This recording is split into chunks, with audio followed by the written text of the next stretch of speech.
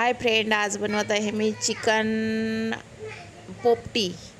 तर चला बघूया आपण रेसिपी। ही घेतलेली शेवग्याची शेंग, वाटाणा, बटाटा, चिकन, वांग आणि चणे घेतलेले आहेत। हे मी स्वच्छ आता धुवून घेणार आहे आणि ह्याच्यामध्ये आपण आता तिखट, मीठ, हळद, आलं लसूणची पेस्ट, चिकन मसाला आणि मी ह्याच्यामध्ये लसणीच्या पाकळ्या टाकलेल्या आहेत।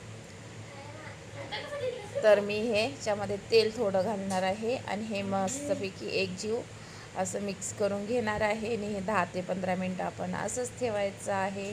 त्याच्यानंतर आपण एक कुकर घ्यायचा आणि त्या कुकरमध्ये आपण हे आता असं घालायचं आहे। मी खाली ठेवले होते वांगी आणि बटाटे, कारण जळणार नाही त्याच्यासाठी। तर ही आपली झालेली आहे पोपटी तयार। तुम्हाला रेसिपी आवडली असेल तर लाईक करा, शेअर करा, सबस्क्राईब